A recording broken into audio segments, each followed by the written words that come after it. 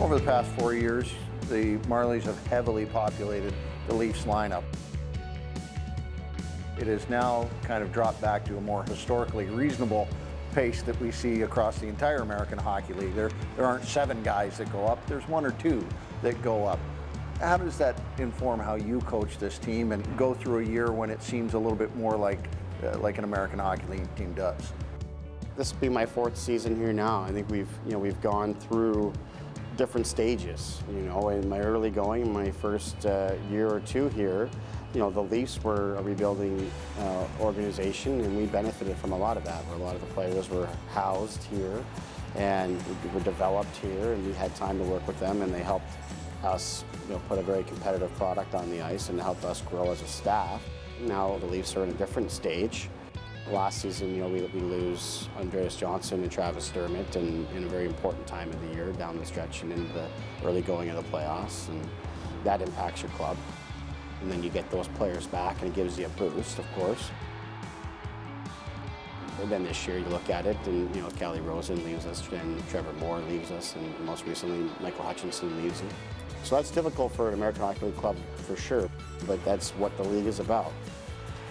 I don't hide from the fact that our primary purpose as an organization, and thus myself as a coach, is to serve the Toronto Maple Leafs. We are measured ultimately on the players that we develop and how we contribute to the Maple Leaf success. So the fact that our players are able to go up there and fill positions for the Maple Leafs, in some cases leapfrog some others that have been there, is a positive sign for us, and it's encouraging for us, and it's encouraging for our players. So it fuels the entire program. So while it is a setback for the current edition of our team, it provides extra opportunity for others to step up, and at the same time, those players are now motivated because of the fact that the Maple Leafs are recognizing how they're developing and how they can contribute to what is already a very successful team.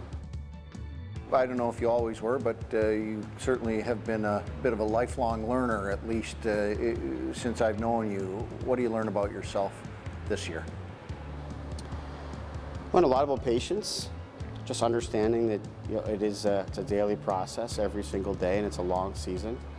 I learn a lot, not just through our own situation, but then trying to learn from other teams, be it in our league or in the National Hockey League, that are going through tough times, or in some cases teams that are on incredible runs.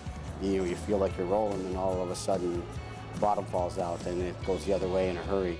I think there's a lot to be said about being a coach and a team that has to grind and find a way every single day versus some of the teams we've had in the past that, through talent and depth alone have carried us to success.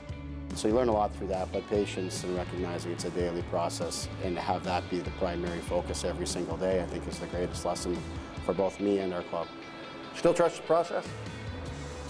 You got no choice. You got no choice to do exactly that. But the biggest thing to trust is that you have to stick with it every day and not get too excited when things start to roll, because change is coming, be it through your lineup and injuries, or any variables like that, or just the fact that your game may slip here or there, or the opponent may come in and have a good plan that you have to adjust to. So just focus on the daily process.